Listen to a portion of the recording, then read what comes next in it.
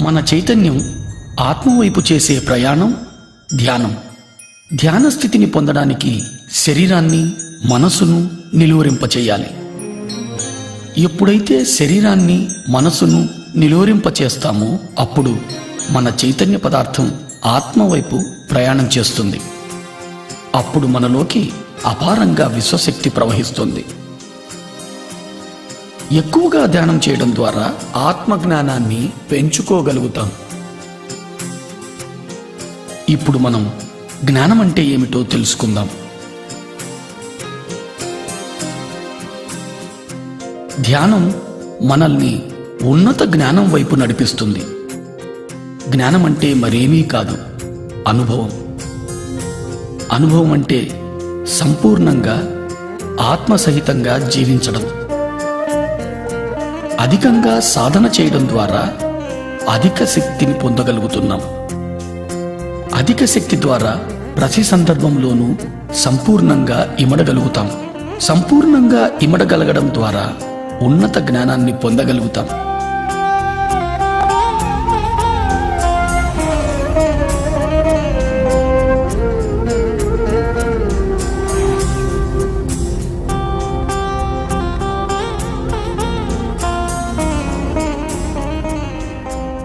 జ్ఞానం ద్వారా ఉన్నతమైన అవగాహన శక్తిని పెంపొందించుకోగలుగుతాం. తద్వారా ముక్తిని సాధించగలుగుతాం. ఈ ఉన్నత అవగాహన శక్తి ద్వారా మనం శరీరం మాత్రమే కాదు, అద్భుతమైన జీవులని తెలుసుకుంటాం. మనమున్న ప్రతి స్థితి మనకు అవగతమవుతూ ఉంటుంది. ప్రతి స్థితి అవగతమవడం ద్వారా అన్ని రకాల సమస్యల నుంచి అతి సునాయాసంగా బయటపడగలుగుతాం. ఉన్నత జ్ఞానము, ఉన్నత శక్తి మన చైతన్యపు ఉన్నతికి దోహదం చేస్తుంది. ఈ ఉన్నతి కోసమే పృథ్వీపైకి మన ప్రయాణం. ఉన్నత జ్ఞానము ఉన్నత ఇంద్రియాలైన దివ్యచక్షువు, సూక్ష్మ శరీరాల ద్వారా పొందుతాం.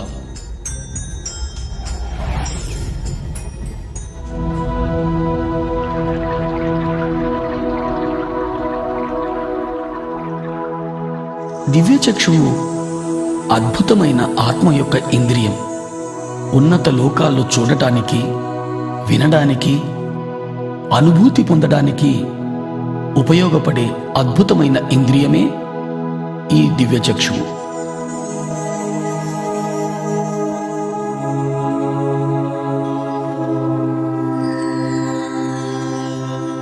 అత్యధికంగా ధ్యాన సాధన ద్వారా అధికంగా విశ్వశక్తిని గ్రహించడం జరుగుతుంది. అధికంగా పొందిన విశ్వశక్తి మనలో దివ్యచక్షువును ఉత్తేజితం చేస్తుంది. ధ్యానికి ఇదో అద్భుతమైన అనుభవం.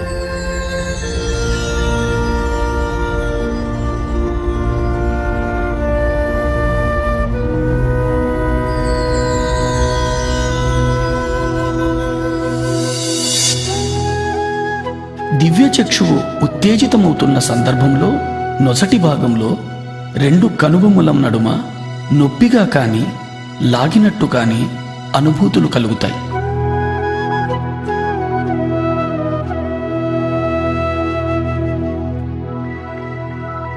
రకరకాల వర్ణాలు మన చుట్టూ పరిభ్రమిస్తున్నట్టు తెలుస్తుంది.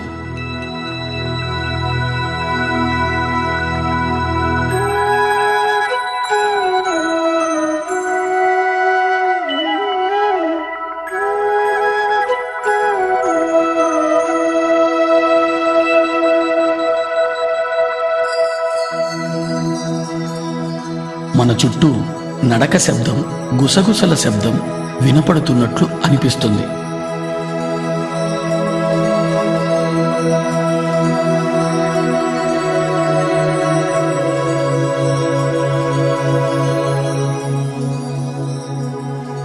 మనం ఓ పెద్ద చీకటి సొరంగంలో ప్రయాణిస్తున్న అనుభూతి కలుగుతుంది.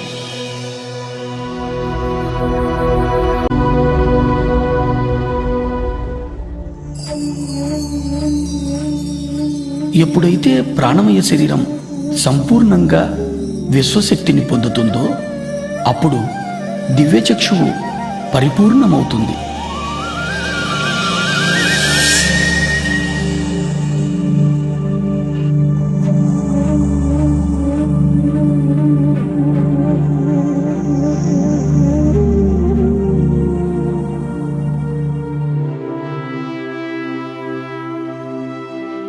దివ్యచక్షువు పరిపూర్ణం పొందిన తరువాత మనం సుస్పష్టమైన దృశ్యాలను ఈ లోకానికి ఇతర లోకానికి చెందినవి చూడగలుగుతాం. ఈ పరిపూర్ణత వలన ప్రతి దృశ్యము సాధారణ కళ్ళ కంటే కూడా ఎంతో స్పష్టంగా చూడగలుగుతాం.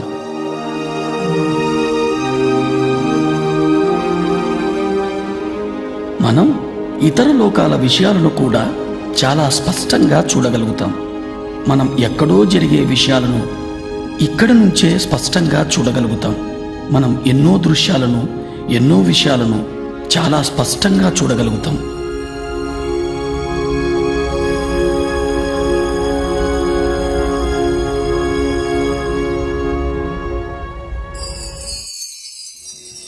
ఎన్నో రకాల శబ్ద తరంగాలను అంతరంగంలో వినగలుగుతాం.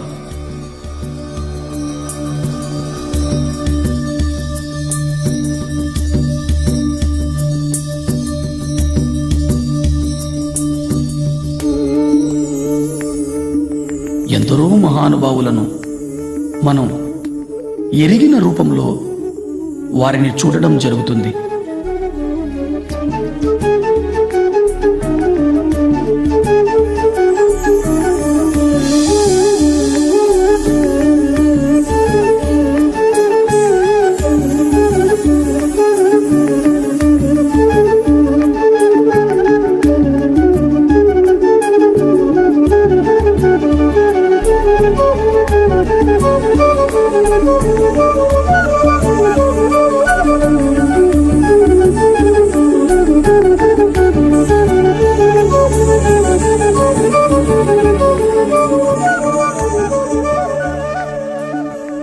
ఇంకా అధికంగా ధ్యానం చేయడం ద్వారా వ్యక్తి రూపంగా కనిపించే మహానుభావులు జ్యోతి రూపంలో కనిపించడం జరుగుతుంది.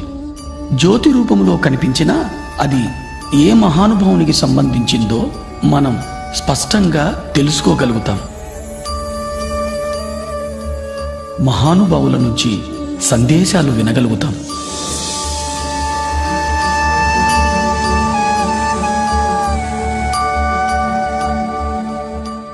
చీకటి సొరంగంలో ప్రయాణిస్తూ చివరకు దివ్యమైన తేజంలో లీనమవుతున్నట్టు అనుభూతి పొందుతాం.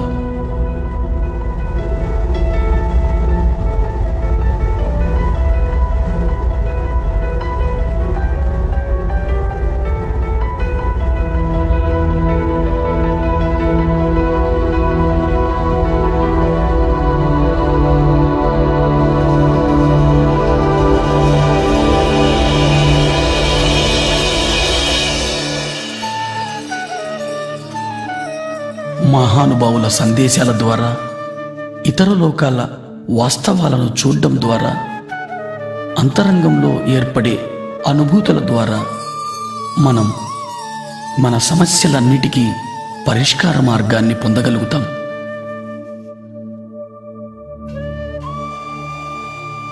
తద్వారా మన నడత మారుతుంది, మన నమ్మకాలలో మార్పు వస్తుంది. ఇదే ఈ దివ్యచక్షువు ద్వారా మనం పొందే అద్భుతమైన అనుభవం. ఈ దివ్యచక్షువు అనుభవం తరువాత మన దైనందిక జీవితంలో కూడా ఎన్నో ఉన్నతమైన మార్పులను గమనించడం జరుగుతుంది.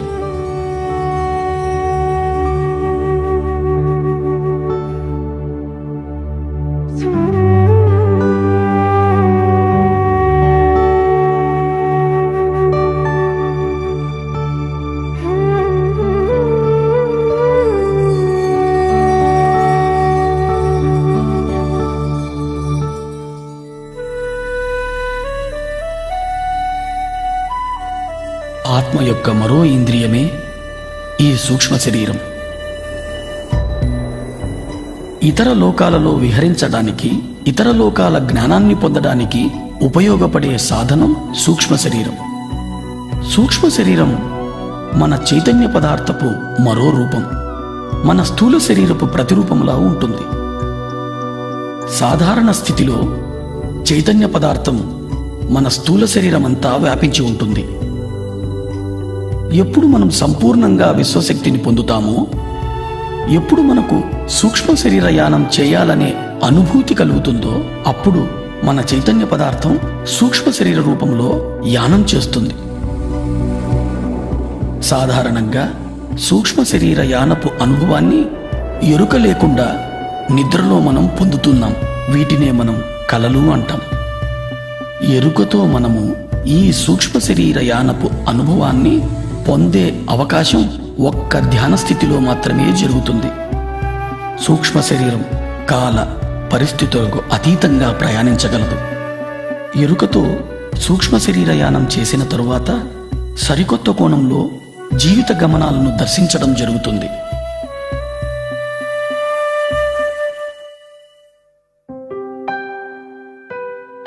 ధ్యానంలో అత్యధికంగా విశ్వశక్తిని పొందినప్పుడు శరీరమంతా వ్యాపించి ఉన్న చైతన్య పదార్థం ఒక కేంద్రం వైపు ప్రయాణించడం జరుగుతుంది. చైతన్య పదార్థం కేంద్రం వైపు ప్రయాణించేటప్పుడు స్థూల శరీరంలో కదలికలు ఏర్పడతాయి.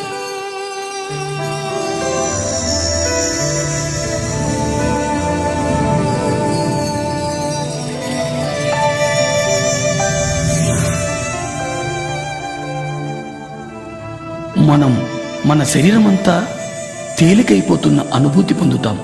మన కాళ్ళు చేతులు లేవేమో అనే భావన కలుగుతుంది. మన శరీరం పూర్తిగా తేలికగా దూదిపించేలా అనిపిస్తుంది. శరీరంలోని వివిధ ప్రదేశాలలో కదలికలను గమనిస్తాం. ఒక్కొక్కసారి పూర్తి శరీరం తిరుగుతున్నట్లు అనిపిస్తుంది. ఇదే సూక్ష్మ శరీరపు కదలికల అనుభవాలు.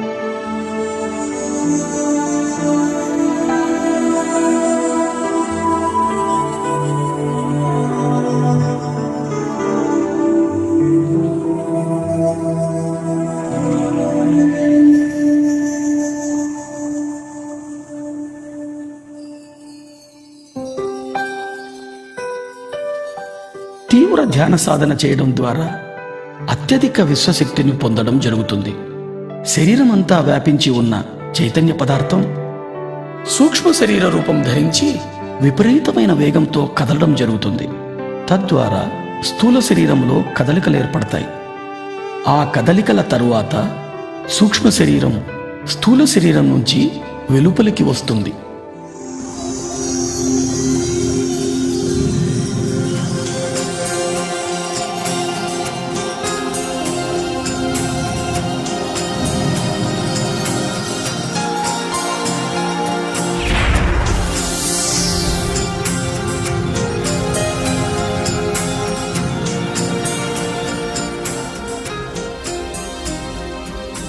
అలా వెలుపలికి వచ్చిన సూక్ష్మ శరీరానికి స్థూల శరీరానికి మధ్య తెల్లటి వెండి తీగ లాంటి పదార్థం అనుసంధానమై ఉంటుంది. దీనినే సిల్వర్ కార్డ్, పాశము అంటారు. ఈ సిల్వర్ కార్డ్ అనేది అధిక శక్తితో కదిలే చైతన్య పదార్థమే. ఇది స్థూల శరీరం నుంచి సూక్ష్మ శరీరానికి, సూక్ష్మ శరీరం నుంచి స్థూల శరీరానికి సమాచారాన్ని చేరవేస్తూ ఉంటుంది. సూక్ష్మ శరీర యానం మన చైతన్య పదార్థంతో చేసే ప్రయాణం. ఈ ప్రయాణం అన్ని లోకాలకు చేయవచ్చు. సూక్ష్మ శరీర యానం చేయడం ద్వారా అపారమైన ఆత్మవిజ్ఞానాన్ని పొందుతాం.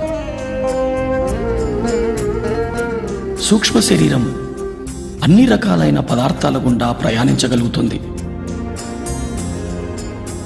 అంటే భూమి, నీరు, అగ్ని, ఆకాశం, వాయువు.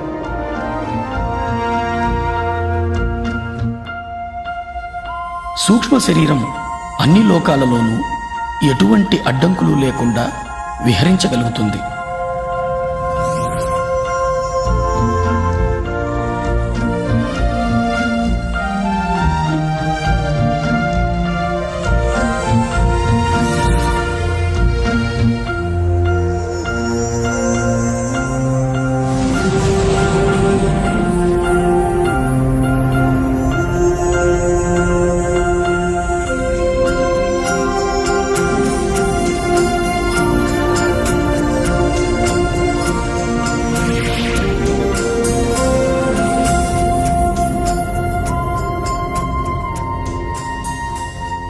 సూక్ష్మ శరీరం బయటకు వచ్చిన తరువాత స్థూల శరీరాన్ని చూడడం జరుగుతుంది.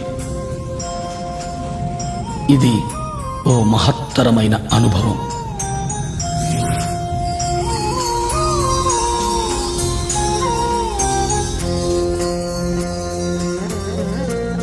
ఈ అనుభవం తరువాత సంపూర్ణంగా నేను స్థూల శరీరం కాదు, స్థూల శరీరంలో వసిస్తున్నాను అనే విషయాన్ని స్పష్టంగా అవగాహన చేసుకోగలుగుతాం. ఇదో మహద్భుతమైన అవగాహన. ప్రతి ఒక్కరూ ఈ అనుభవాన్ని తప్పక పొందాలి. ఈ అనుభవం పొందిన తరువాత మనం ఏర్పరచుకున్న పరిమితులన్నీ తొలగిపోతాయి. మనము అపరిమితులమని అర్థం చేసుకోగలుగుతాం. ఈ అనుభవం తరువాత నేను అంటే చైతన్య పదార్థం అని స్పష్టంగా అవగతమవుతుంది.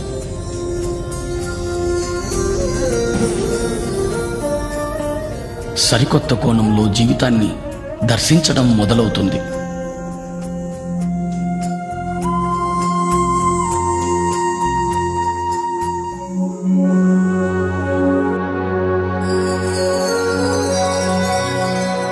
నిర్వాణ.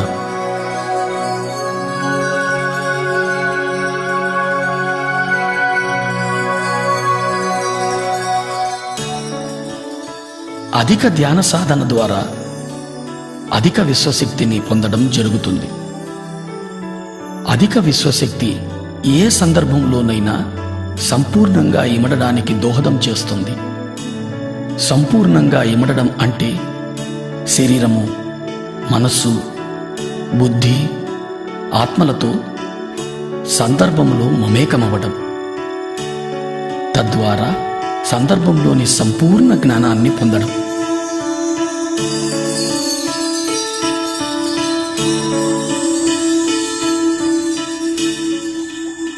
సాధారణ వ్యక్తి జీవితంలో అనుభవాలను మాత్రమే పొందుతాడు. అనుభవంలో ఇమిడి ఉన్న జ్ఞానాన్ని అవగతం చేసుకోలేడు. ఎందుకంటే అనుభవాలను స్థూల రూపంలో మాత్రమే చూడగలుగుతాడు. ధ్యాని జీవితానుభవాలను సంపూర్ణంగా అవగతం చేసుకోగలుగుతాడు. ఎందుకంటే ధ్యానికి తెలుసు తాను శరీరం మాత్రమే కాదు, శరీరంలో నివసిస్తున్నాను అని. తనకు తెలుసు జీవితంలో ఏర్పడే అనుభవాలన్నీ కూడా తన ఆత్మోన్నతి కోసమేనని. ధ్యానంలో అనుభవాలు పొంది వాటి ద్వారా పొందిన జ్ఞానాన్ని జీవితానికి అన్వయింపచేసుకున్నప్పుడు సరికొత్త అవగాహన శక్తి లభిస్తుంది. ఈ సరికొత్త అవగాహన శక్తి ద్వారా జీవితాన్ని వేల కోణాల్లో దర్శించడము, అనుభవించడము, అవగతం చేసుకోవడము జరుగుతుంది. తద్వారా మన అవగాహన శక్తి, మన దృక్పథము, మన జ్ఞానము అన్నీ మరింతగా విస్తారింపబడతాయి. ఇది మన చైతన్య విస్తారానికి దోహదం చేస్తుంది.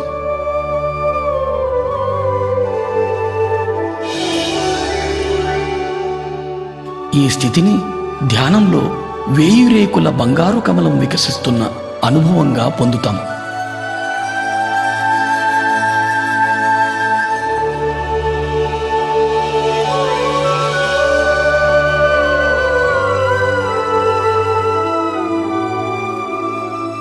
ప్రతి ఒక్క రేకు జీవితపు ఒక సరికొత్త కోణపు అవగాహన.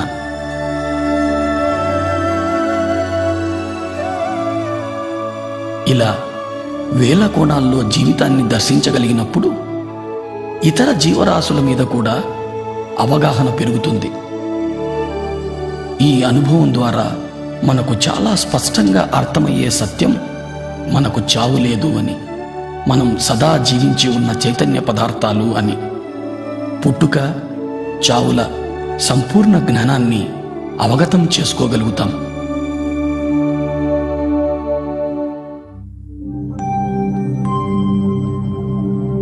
జనన మరణాలు.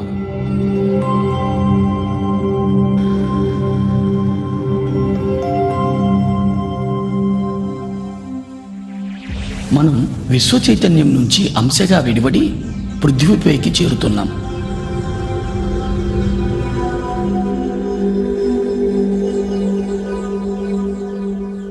మూలం నుంచి విడివడిన అంశకు ప్రాణమయ శరీరమే ఆధారం.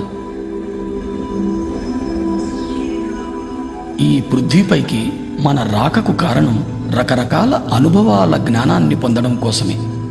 దాని కొరకు మనం గర్భాన్ని, తల్లిదండ్రులను, పరిసరాలను, పరిస్థితులను ఎంచుకొని వస్తాం. జన్మ విచారం మొత్తం ఆత్మ ఎరుకలో ఉంటుంది. గర్భాన్ని ఎంచుకున్న తరువాత అంశ గర్భంలో చేరుతుంది. ఎప్పుడైతే అంశ గర్భాన్ని చేరుతుందో గర్భస్థ శిశువుకు ప్రాణం చేకూరుతుంది.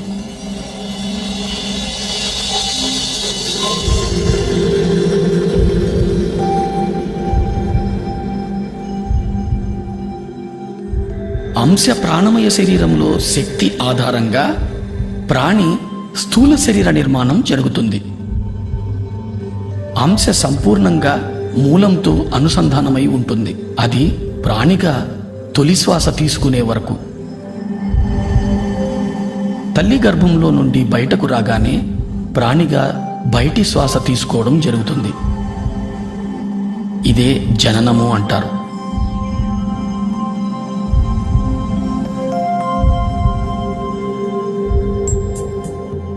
తొలి శ్వాస నుంచి 7వ ఏట వరకు ప్రాణి మూలపు అవగాహన కలిగి ఉంటుంది.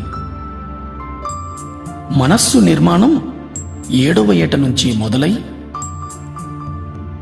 14వ ఏటకు పరిపూర్ణమవుతుంది.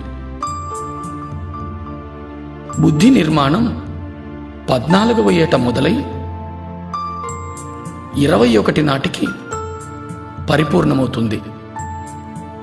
21 నుంచి 28 వరకు శరీరము, మనస్సు, బుద్ధి మూడింటి కలయికల జీవిత అనుభవాన్ని పొందుతాం. 28వ ఏట నుంచి జీవితం పూర్తిగా ఆత్మజ్ఞానం మీదనే ఆధారితమై ఉంది. ఆత్మజ్ఞానావగాహన లేకుండా చైతన్యం శరీరము, మనసుల మధ్య ఉండిపోతుంది. తద్వారా జీవితంలో దుఃఖం మొదలవుతుంది. ఎందుకంటే పరిస్థితులు ఎందుకు ఏర్పడుతున్నాయో అర్థం కాదు. ప్రతి స్థితి ఎంతో క్లిష్టతరంగా అనిపిస్తుంది. పరిమిత అవగాహనతో జీవితం జడంగా తయారవుతుంది. విశ్వశక్తి ప్రవాహం నుంచి దూరం అవ్వడం, తద్వారా శరీరంలో అనారోగ్యం, మానసిక ఒత్తిడులు, పర్యవసానంగా అస్తవ్యస్తమైన జీవితమంతా ఎరుక లేకుండానే గడిచిపోతుంది. తాను ఎందుకొచ్చానో అన్న విషయాన్ని సంపూర్ణంగా మరిచిపోతాడు.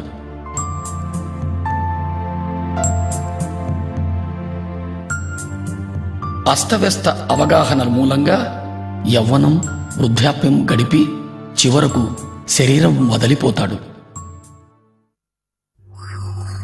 దీన్నే మనం చావు అంటాం.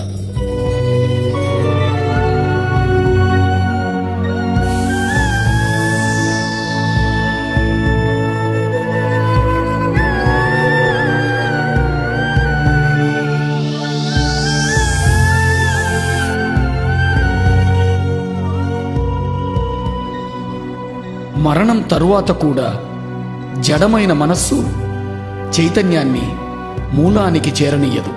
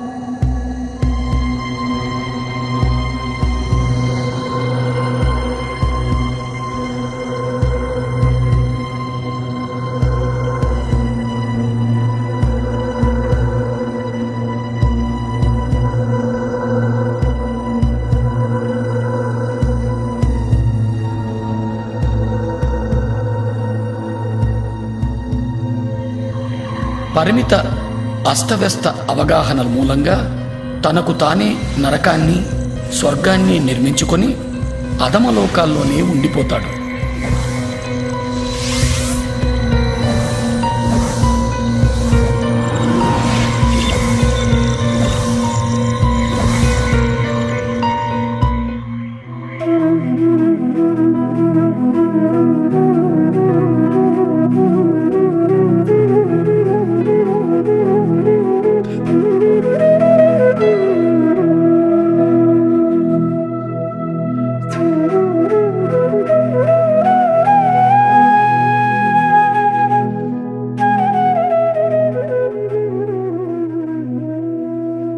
మన చైతన్యాన్ని ఆత్మలో అనుసంధానం చేసి జీవించడం జరుగుతుందో అప్పుడు అన్ని సందర్భాలలోనూ ఆనందమయంగానే జీవించడం జరుగుతుంది. మరణానంతరం కూడా అధమలోకాల్లో కాక నేరుగా మూలానికే చేరుకుంటాడు.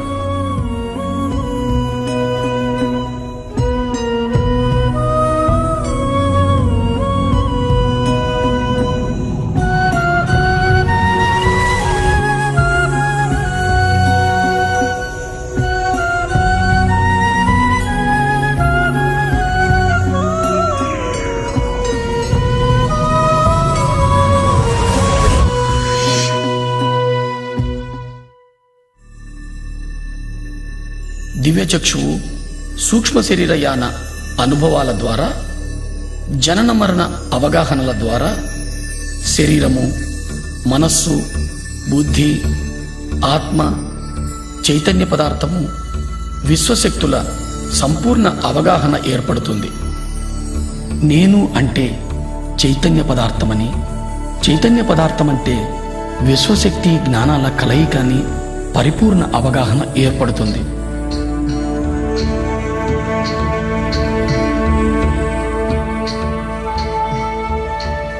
ఈ అవగాహనతో జీవితాన్ని సాగించగలిగినప్పుడు ఇతర లోకాల నిర్మాణానికి, ఈ మహావిశ్వ నిర్మాణానికి సంబంధించిన జ్ఞానం పొందడం జరుగుతుంది.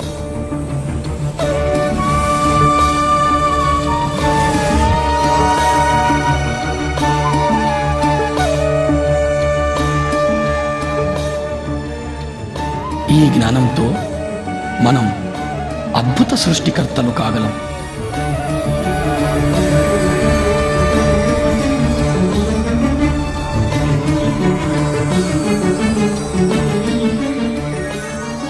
అప్పుడు